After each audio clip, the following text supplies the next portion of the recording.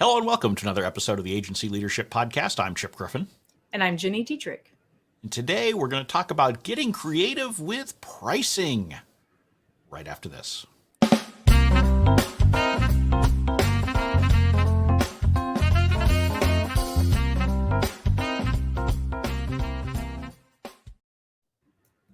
Now, there's actually a reason why I was honest and straightforward in that intro instead of cutesy.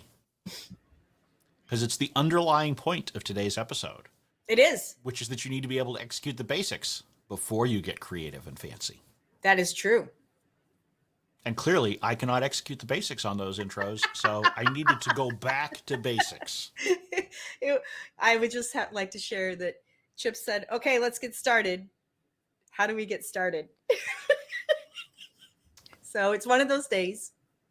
It is one of those days, and frankly, a lot of these days are those days. So, it is what it is. At least it is springtime here in New Hampshire, such as it is. It is, as we record this, it is Patriots Day in Massachusetts, which means we have the Boston Marathon, and the Red Sox are playing an 11 a.m. baseball game. So what more could you ask for? It's actually even sunny here outside. Wow. It is snowing in Chicago, so I am envious of all of those things. Yeah, we had a quick burst of snow yesterday on Easter, but that was the extent of it. So Mother Nature's drunk. On that note, we are not drunk. Although this show would be really fun if we were drunk. Can you imagine? That would not be good. We'd have to can all of those episodes, I'm sure. We'd have to censor ourselves. So many things that would require editing. Yeah. But we want to talk about pricing today. And this is a topic that comes up often. And it was in part spurred by a conversation in, where else? The Spin Sucks community. And where can people find the Spin Sucks community, Jenny? Oh, at spinsucks.com/spin-sucks-community. Excellent. So, what was the conversation? Oh, shoot. I don't have it open. How about we just summarize it? You don't need to read it. Was that we're looking for a good contract of deliverables, because it sounds like the content agency is working with the branding agency. The branding agency is creating all of the strategy, and then the content agency is creating the deliverables. And so they were trying to figure out, like, do we do X number of hours per week? Do we do X number of pieces per week? Do we do X number of pieces produced? Do we do it by number of words? How do we figure this out? And it then evolved into a conversation of how you can get creative with some of your pricing sometimes when you're working with a client or another agency or that sort of thing. And so, my reaction was, sure, you can get creative, but here's the thing. And I talk with a lot of agencies who are very excited about some pricing technique that they've read about. And so one of the discussions in the Spin Sucks community was points-based pricing. We've talked about that on the show previously. Value pricing is a very popular term. Performance-based pricing is another one. There are all of these interesting pricing concepts that are out there. And I think that too often people grasp for these creative solutions before they just get the basics of their pricing correct. And I think it's really important that you don't go to graduate level pricing techniques like points or value or performance-based pricing until you nail the basics. If you can't price a typical fixed fee project, retainer-based project, hourly project in a way that you can do the work well, do it profitably, meet the client's expectations, and do it repeatably, then there's no reason to be playing around with some of these fancier and, frankly, typically more risky schemes. Risky and more challenging too, because if you don't know how long it's going to take you and your team to do something, and if you don't know what that actual cost is, and you don't know how much money you should be making on top of your actual cost, you haven't figured all of that out first, you can't do this other stuff. Like, you don't know what the value pricing is. You don't know, how many points you should be giving away. I kind of do like the point system idea, but there has to be a really specific deliverable. Like, I'm going to give you a 20-page ebook, or I'm going to give you a 500-word blog post. Without that really specific deliverable, so much of the work that many of us do is not that specific and time bound, so it makes it a lot more challenging. Right. And things like, I mean, I would put points based at sort of the lower end of creative pricing, right? It's not, there is less risk in it, but you do have to put the work in. You do have to put in the work to really be clear about what the You deliverables do. are that you're offering Sure. for each bucket of points that you're selling so that you can be clear about the amount of work it takes you to do it. Because otherwise you can end up in a bind where you're not making enough money. A lot of times people look at these and they say, this is how I can make more money. Well, absolutely. Some of these creative pricing approaches will allow you to make even more money on the same work. But they can also cause you to lose a lot of money if you don't do it absolutely correctly. The other thing is, it takes explanation, right? So points-based pricing, I like it too for what it allows you to do. It allows you to have a lot of flexibility with a client without getting into a pure hours-based conversation with them. At the same time, most clients don't know what it is. And Right. so that means that during the sales process, you have to have an education component, not about the work that you're doing, but how you're charging them.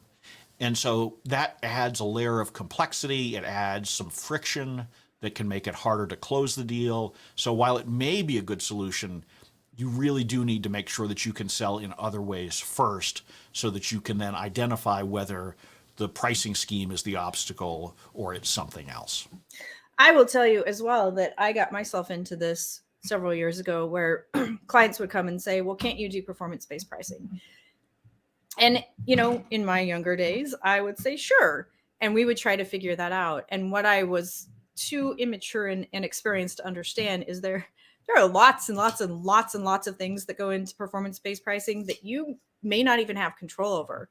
And so to your point, I think, which is if we're going to get creative about pricing, we have to understand and have the basics down right. Like if I had said to those clients, yes, we will look at performance-based pricing in year 2. In year 1, we have to do this, this, this, and this is how much it costs. Year 2, if we hit this trigger, and this trigger together, then we can look at performance-based pricing. And instead, I lost my shirt on some of those deals because I wasn't sophisticated enough, and I didn't have. I wasn't even making enough money to pay my team, let alone figure out the performance-based piece of it. Right. And that's why I always preach what I call floor to ceiling pricing. So you need to understand what your price floor is. What's the minimum you need to be paid for the work that you're doing in order to generate a fair profit for yourself? And once you've done that, now you can start mixing in some of these creative approaches in such a way that you're still protecting your floor. So with the performance pricing, if you're going to do something that's performance based, that takes some of the risk and transfers it to you, you still need to make sure that you've shaped it in such a way that you're almost certain to cover your floor. Right. Right. Creative approaches should never be designed in such a way that you just barely break even or just barely make the profits you need.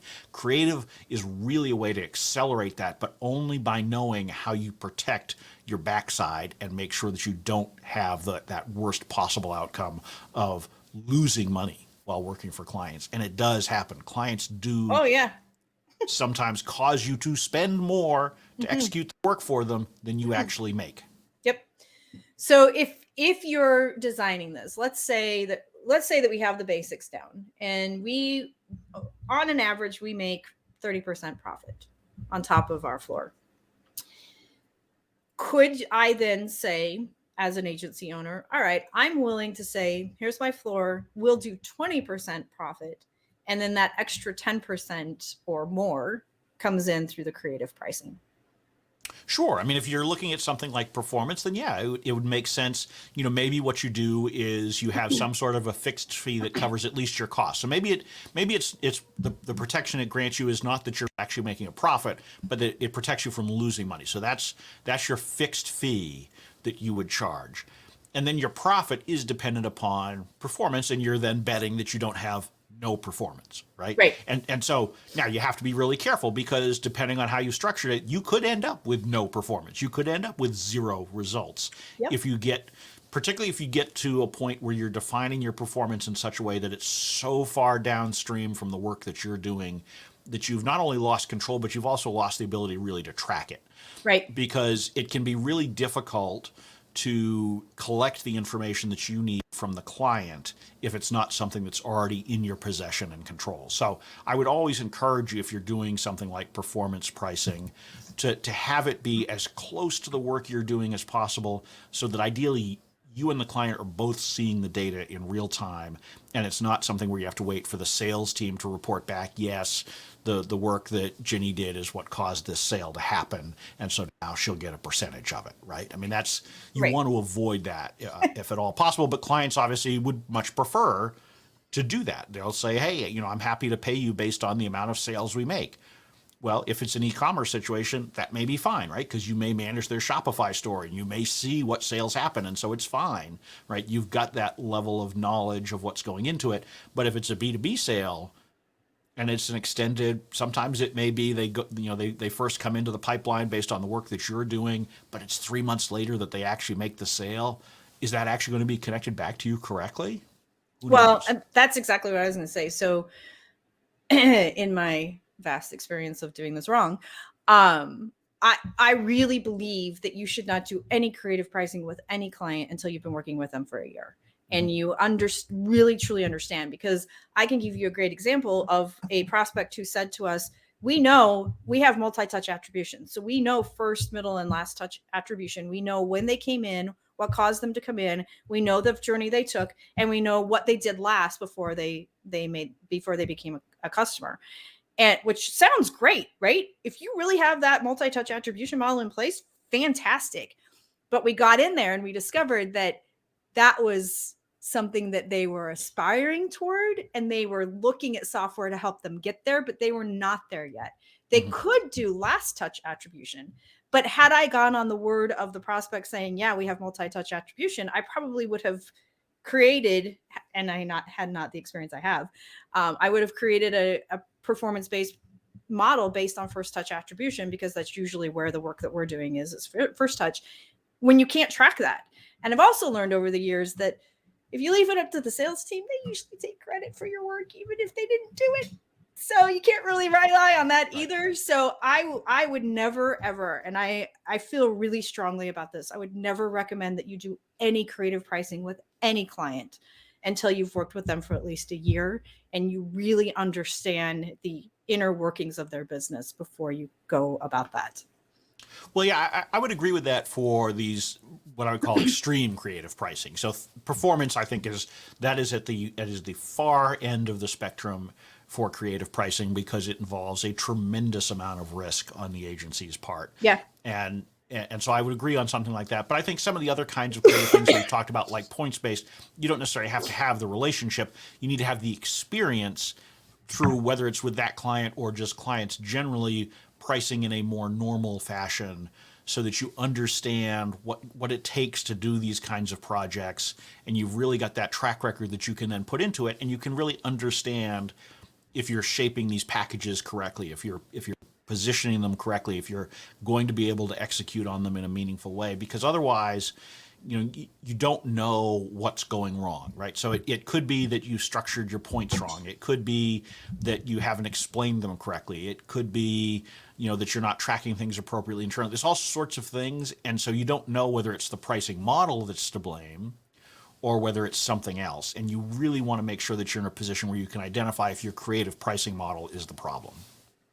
Yeah, I still think even with stuff like that you should have a year under your belt with the client. And the reason I say that is because once people get involved, things go crazy. Like you could have the best model around, you could have the best point system built.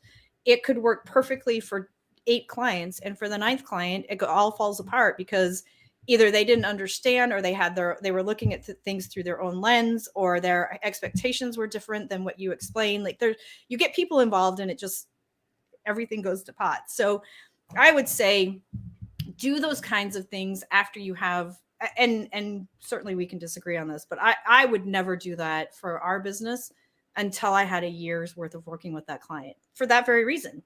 Like you just don't know. You just don't know. Like I have a writer that I work with all the time who says to me, okay, if it's if it's a 10-page ebook, it costs this. If it's a 20-page ebook, it costs this. And I'm like, okay, but what if it's an 18-page ebook? And he doesn't have anything for in between. Right. But I also don't want 2 pages of filler words, right? So you kind of have to figure those pieces out before, and with that specific client, before you do many of these creative pricing models.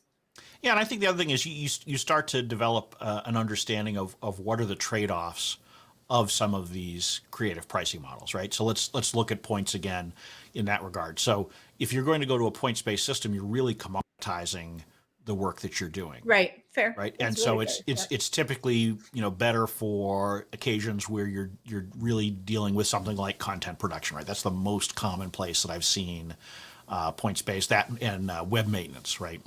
Those would be the kinds of services where it can be very difficult to describe exactly all the options. You want to stay out of the pure hourly billing thing so you don't get into a debate over, is this a 15-minute thing or a 30-minute thing? So points can have a role there.